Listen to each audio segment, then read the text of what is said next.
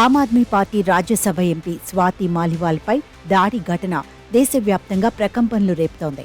Bail మీద బయటకు వచ్చిన ఢిల్లీ సీఎం అరవింద్ కేజ్రీవాల్ ఇంటికెళ్లానని స్వాతి మాలివాల్ వివరించారు. ఆ సమయంలో కేజ్రీవాల్ వ్యక్తిగత సహాయకుడు బిభవ్ కుమార్ తనపై దాడి చేశారని సంచలన ఆరోపణలు చేశారు. అకారణంగా తనపై దాడి చేశారని తెలిపారు. ఒక్కసారిగా దాడికి దిగి తనపై 7-8 సార్లు చెంపపై కొట్టాడు.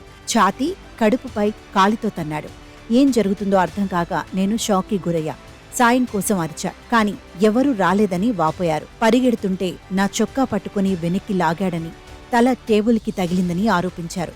సున్నితమైన శరీర భాగాలపై పలుమార్లు కొట్టాడని, ఛాతీ, పొట్టపైన కొట్టాడని స్వాతి వాపోయింది. నెలసరి సమయమని వదిలిపెట్టమని వేడుకున్నా వినిపించుకోలేదని పోలీసులకు చేసిన ఫిర్యాదులో వివరించారు. ఇష్టం వచ్చింది చేసుకోమని, బొక్కలు విరగ్గొట్టి పాతి పెడతామని బిభవ్ కుమార్ భయపెట్టారని ఫిర్యాదులో వాపోయింది. ఆమె ఫిర్యాదు తీసుకున్న పోలీసులు బిభవ్పై కేసు నమోదు చేశారు. ఈ ఘటన ఈ నెల 13న జరగ్గా ఆప్ కూడా ధృవీకరించింది. దాడి ఆరోపణల నేపథ్యంలో ఆప్ ఎంపీ స్వాతికి శుక్రవారం వైద్య పరీక్షలు నిర్వహించారు. ఆమె ముఖంపై అంతర్గత గాయాలైనట్లు ఈ పరీక్షలో తేలిందని వైద్య వర్గాలు వెల్లడించాయి. ఎడమ కాలితో పాటు కుడి చెంపకు గాయాలున్నాయని ఆ నివేదికలో ఎయిమ్స్ స్పష్టం చేసింది. ఎడమ కాలుపై 3.2 సెంటీమీటర్లు, అలాగే కుడి చెంపపై కంటి సమీపంలో 2.2 సెంటీమీటర్ల మేర గాయాలున్నాయని ఆ నివేదికలో వివరించింది.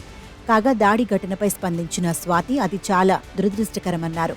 ఈ విషయాన్ని రాజకీయం చేయొద్దని విజ్ఞప్తి చేశారు. ఇక స్వాతి మాలివాల్ దాడి ఘటనను జాతీయ మహిళా కమిషన్ చైర్మన్ సుమోటోగా తీసుకున్నారు.